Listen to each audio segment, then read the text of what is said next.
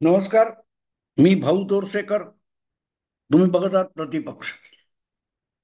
मित्रांनो, आपल्या आसपासचे आपले अनुभव असतात. आपल्या आसपास किंवा आपले स्वतःचे अनुभव असतात की एखादा मुलगा इतर मुलांपेक्षा वेगळा असेल, एखादी मुलगी इतर मुलींपेक्षा वेगळी असेल, तर त्याच्याकडे वळून वळून लोक बघत असतात. कोणाला त्याचं कौतुक असतं, पण बहुतांश लोकांना त्याच्याविषयी आशंका असतात. टिंगलही केली जाते, पाठीमागे टिंगल केली जाते, समोर पालकांना सांगितलं जातं, अरे पोरग वाया जाते, काही होऊ नये, हे काही नाही खरं. हे पोरग दिवे लावणार पुढे, हे तुझं नाव बदनाम करणार, ह्या पोराकडून काही होणार नाही. कारण ही मुलं एक वेगळी वाट शोधत असतात, एक वेगळी वाट शोधत असतात. आणि त्यामुळे त्यांच्याकडे बघण्याचा जो दृष्टिकोन असतो तो इतका विचित्र आणि वेगळा असतो. आणि जाता जाता ते काय, ती एक सिरियल, काय गाणं आहे सिनेमाचं, कुछ तो लोग कहेंगे, लोगों का काम है कहना. बस येता जाता आपण काय केलं हे बोलण्यापेक्षा इतरांवर टीका टिप्पणी टोमणेबाजी करणं हा लोकांचा स्वभाव असतो. फक्त प्रश्न असा आहे की त्या बाबतीत आपण याला प्रतिक्रिया कशा द्यायच्या. गेली 2.5 वर्ष जर तुम्ही बघाल, 2.5 वर्ष कशाला, गेली 5 वर्ष बघा. उद्धव ठाकरे हे मुख्यमंत्री झाले होते, अगदी मतदाराशी दगाबाजी करून, मित्र पक्षाशी दगाबाजी करून, शरद पवारांच्या नादाला लागून मुख्यमंत्री झाले होते उद्धव ठाकरे. पण सत्ता हाती आली, त्या सत्तेचा उपभोग घेण्यापेक्षा त्यांना इतरांना टोमणे मारण्यात रस होता. बघ मी कशी तुझी गंमत केली, देवेंद्रच्या हातातोंडात आलेला घास कसा काढून घेतला, हे सांगण्यात इंटरेस्ट होता. भाजपला काय दुखेल की नाही या आधारावर उद्धव ठाकरे वागत, बोलत आणि निर्णय घेत होते. त्याची गरज नव्हती.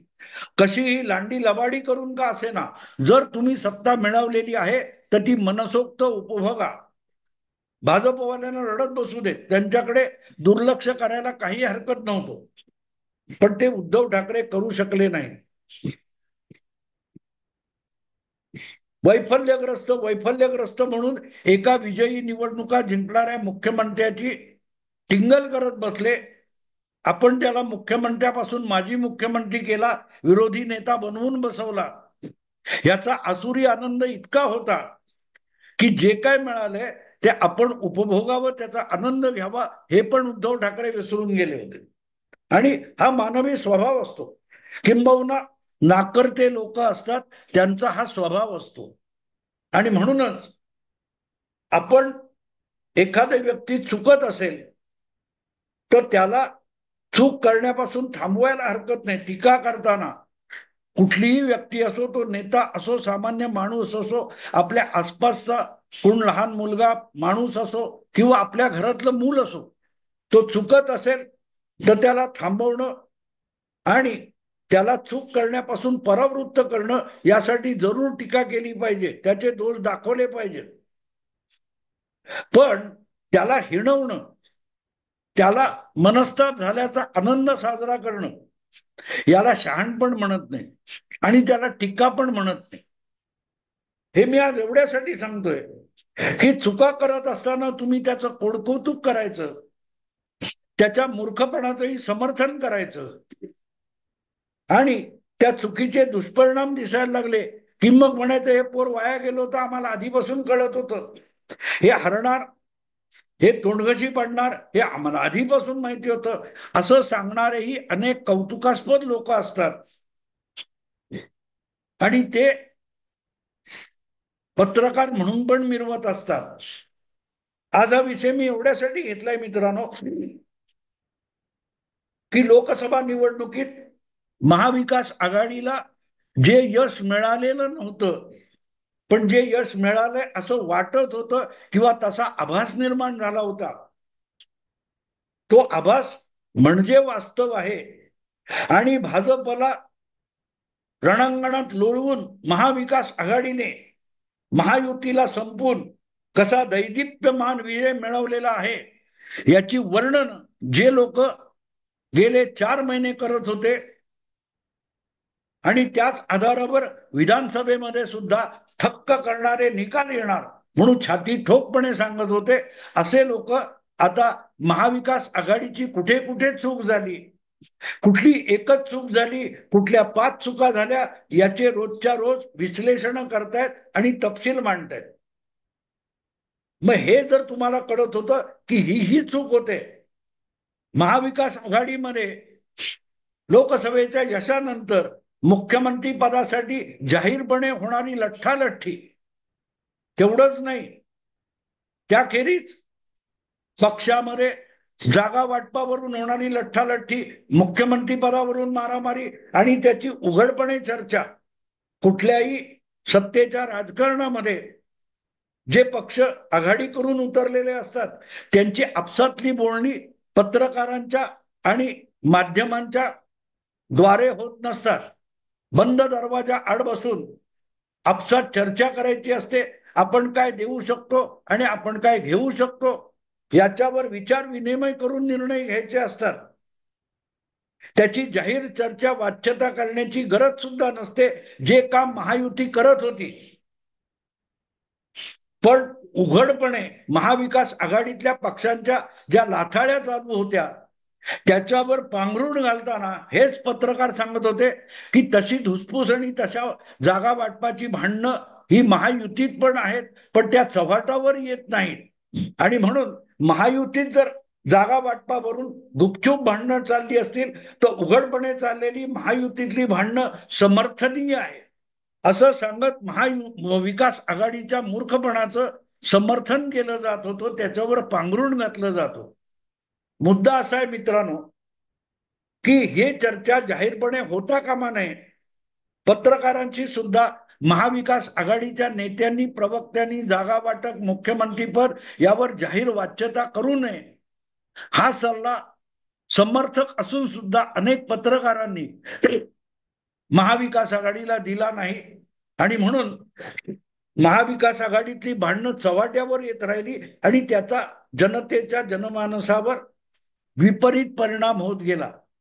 जे जागा वाटपावरून एकमेकावर विश्वास ठेवत नाहीत ते निकालानंतर एकत्र कसे राहतील हा प्रकार, त्यातून हा संशय त्यातून निर्माण होतो आणि त्याचा परिणाम प्रत्यक्ष मतदानावर होत असतो.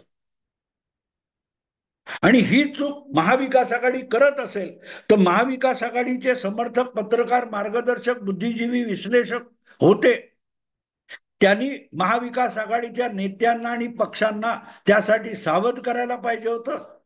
तुम्हाला जर महाविकास आघाडी जिंकावी असं वाटत असेल तर ठीक आहे, तटस्थ असायची गरज नाही पत्रकारांना, पण तुम्ही त्यांचे कान उपटायला पाहिजे होते की ही चूक होते, ही निवडणुकीच्या मतदानामध्ये, निकालामध्ये महागात पडेल. तेव्हा या जाहीर चर्चा थांबवा, पत्रकारांशी बोलू नका. पण तेव्हा त्या मूर्खपणाचंही समर्थन, राहुल गांधी नावाचा एक उल्लू वाटेल तो खुळाचार करणार आणि त्याचंही समर्थन जे पत्रकार करत होते त्यांनी महाविकास आघाडीला बुडवले. आणि आता महाविकास आघाडीचं नुकसान झाल्यानंतर त्याच चुका ज्या 2 महिने, 3 महिने, 4 महिने आधी दिसत होत्या त्याची उजळणी आता चालू आहे. मुद्दा माझा इतकाच आहे की तुम्ही महाविकास आघाडीचे समर्थक होतात, हितचिंतक आहात, तर त्या चुका करण्यापासून त्यांना थोपवणं आणि त्या चुका टाळून त्यांना यशाकडे घेऊन जाणं हे सुद्धा तुमचं कर्तव्य असतं. टपोरीगिरी करून टिंगल टवाळी केल्यासारखं याचं नुसती वर्णन करत बसणं, टोमणेबाजी करणं. उद्धव ठाकरेंना कोणीतरी ठणकावून सांगायला पाहिजे होतं की टोमणेबाजी बंद करा, जरा गंभीरपणे राजकारण करा. हे का नाही सांगितलं गेलं? आज जे कोणी नाना पटोले किंवा उद्धव ठाकरे यांना, संजय राऊत यांना शहाणपण शिकवत आहे, त्यांनी अशा लोकांच्या त्या बाई घेतल्या कशाला? जाऊन डिवचायचं आणि म्हणायचं देवेंद्र फडणवीस असं म्हणाले, जरांगे तसं म्हणाले आणि मग एकमेकात भांडणं लावायचा उद्योग करायचा. त्यांनी महाविकास आघाडीचं जास्त नुकसान झालेलं आहे. आज चुका यांना दिसतंय. मग या चुका घडत होत्या तेव्हा तुम्ही त्यापासून रोखण्याचा प्रयत्न का नाही केला? मित्रांनो, आपण रस्त्याच्या कडेला उभे असतो, आपण गाडी चालवत असतो, एखाद्या बसमध्ये वाहनात बसलेले असतो, आणि अशा वेळेला बाजूने जाणार एखादं वाहन, त्याचा टायर गडबडत असेल, कुठच्या टायर मध्ये पंक्चर झालं असेल, तर दुसरा ड्रायव्हर अगत्याने हात दाखवून टायर बघा, पंक्चर बघा म्हणून सांगतो. व स्वतःला जे हितचिंतक महाविकास आघाडीचे म्हणवतात, त्यांचं हे कर्तव्य नव्हतं. ज्या चुका तुम्ही आज सांगताय त्या आज घडलेल्या नाहीत. महाविकास आघाडी, काँग्रेस, राष्ट्रवादी, शरद पवार गट, उबाठा शिवसेना यांच्या ज्या चुका आज अगत्याने सांगून सांगून गिरवून गिरवून दाखवल्या जात आहेत, त्या चुका त्यांनी आज केलेल्या नाहीत. त्या चुका या 23 नोव्हेंबर पूर्वी केलेल्या आहेत. 4 जून पासून 23 नोव्हेंबर पर्यंतच्या कालखंडामध्ये या चुका त्यांनी केलेल्या आहेत. निवडणूक ते मतदान यंत्रावर आक्षेप घेणं गैरलागू आहे असं अगदी कुमार केतकरांसारखे सुद्धा काही लोक सांगायला लागलेत, जे काँग्रेसचेच आहेत, काँग्रेस समर्थकच आहेत. मग ज्या वेळेला असले आक्षेप घेतले जात होते, त्यापासून पक्षाला वाचवण्याचं काम हे केतकरांनी करायला नको? पक्ष तुम्हाला खासदारकी देतो, त्या पक्षाला संकटातून वाचवणं आणि चुका करताना थोपवणं ही जबाबदारी कोणाची असते? आमच्यासारख्या काँग्रेसच्या टीकाकाराची असते. पण तुम्ही पक्षात आहात, त्या पक्षाचे लाभ घेता, तर ती तुमची सुद्धा जबाबदारी असते. पण त्या चुका करू द्यायच्या आणि त्या चुकांवर पांघरून घालत राहायचं आणि त्यातून नवनव्या चुका करायला प्रोत्साहन देत राहायचं, हे कुठून आलं? हे का झालं?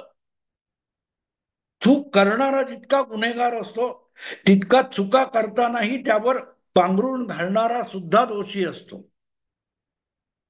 आणि म्हणून आज ज्यांना ही अक्कल आलेली आहे, त्यांना माझा सवाल आहे की तुम्ही तेव्हा गप्प का होता? त्यावेळेला गप्प बसायचं काय कारण होतं? याचा अर्थ तुम्हाला ती चूक तेव्हा वाटलेली नव्हती, खपून जाईल असं वाटलं होतं. जसा रेल्वेचा विदाऊट तिकीट प्रवास करणारा टीटी आल्यानंतर पकडला जाईल, तोपर्यंत त्याला वाटत असेल बिना तिकीट प्रवास खपून गेला. त्यापेक्षा हे असले बुद्धिजीवी आणि विश्लेषक वेगळे नसतात कालपर्यंत केलेल्या चुकांचं समर्थन आज त्यात चुका म्हणून दाखवणं हा म्हणूनच गुन्हा आहे मित्रांनो, हलकटपणा आहे. कारण या लोकांनी, उद्धव ठाकरे असोत, काँग्रेस असो, राष्ट्रवादी असो, या लोकांना भरकटून टाकण्याचा सगळ्यात बहुमोल कार्य भाजपसाठी केलेलं आहे. शत्रू दिशाहीन झाला तर लढाई आपल्यासाठी सोपी होत असते. काँग्रेस, राष्ट्रवादी आणि उबाटा शिवसेना हे जर लढाईमध्ये दिशाहीन झाले, उद्दिष्टहीन झाले, ध्येयहीन झाले, तर भाजपसाठी लढाई सोपी होते. आणि अशा तीनही महाविकास आघाडीतल्या पक्षांना दिशाहीन करून टाकण्याचं काम जर अशा 5 चुका दाखवणाऱ्यांनी केलेलं असेल, तर मग त्यांना भाजपचे सगळ्यात मोठे हितचिंतक म्हणावं लागेल.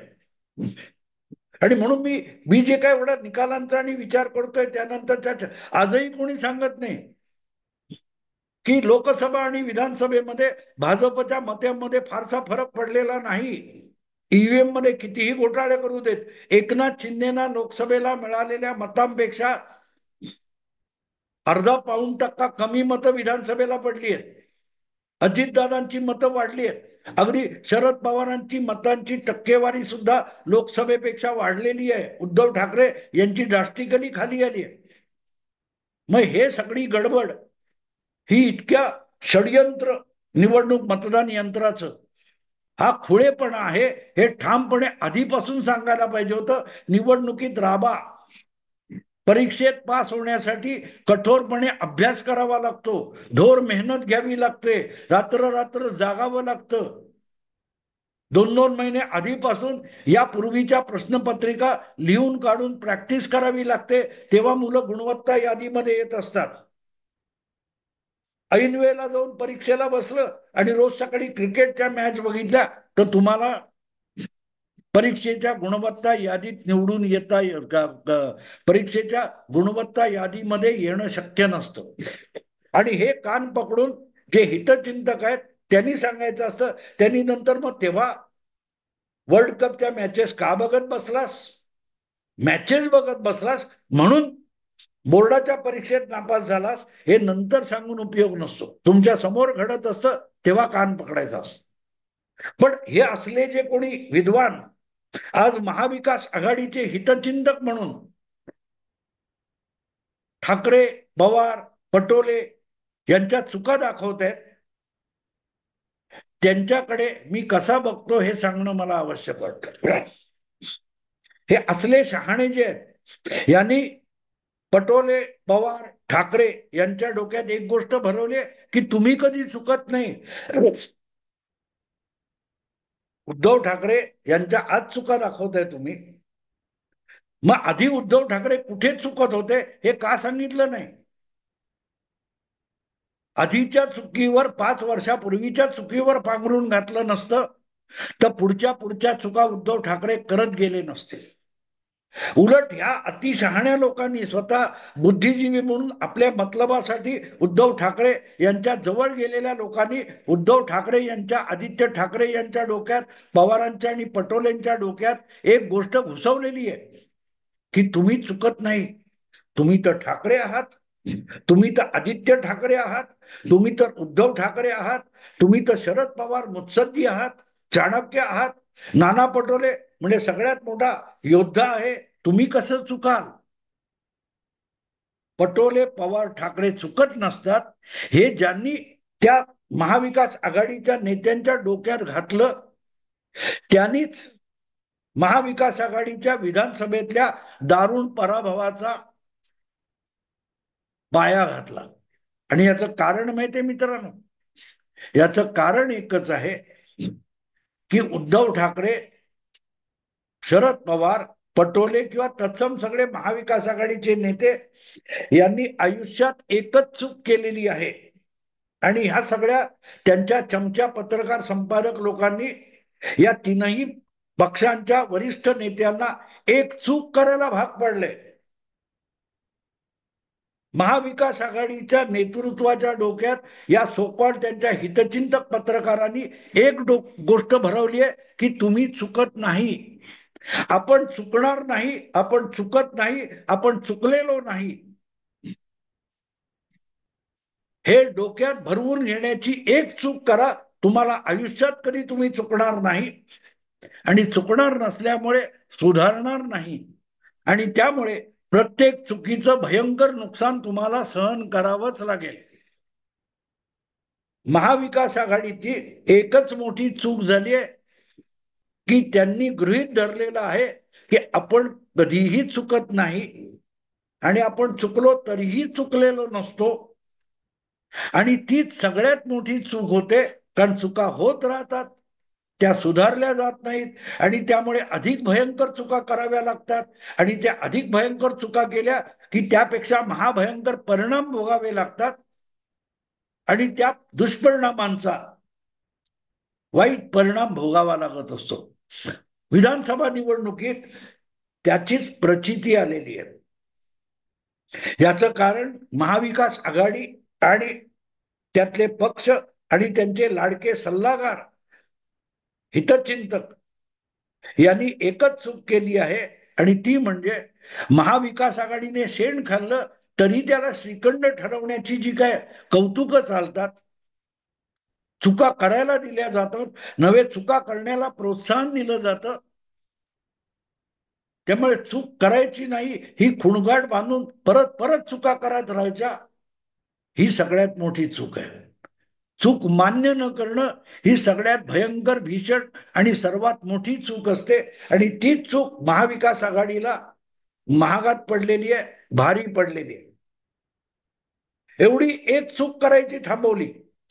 आपण माणूस आहोत, आपणही चुकतो, पराधीन आहे जगती पुत्र मानवाचा. साक्षात विष्णूचे अवतार श्रीकृष्ण असतील, भगवान श्रीराम असतील, त्यांच्याकडूनही चुका झाल्या, तर कुठल्या तरी एखाद्या पक्षाचा नेता हा चूक करू शकतो आणि ती चूक स्वीकारली तर त्याला सुधारता येतं. ही जगातली वस्तुस्थिती जेव्हा स्वीकारली जाईल तेव्हा कधीही चुकत नाही. ही एक चूक त्याच्या लक्षात येते आणि तो सुधारला जाऊ शकतो.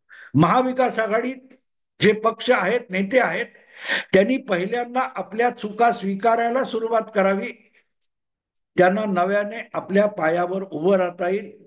एवढं बोलून थांबतो. आवडलं लाईक करा, शेअर करा आणि प्रतिपक्षाला सबस्क्राईब करा. नमस्कार.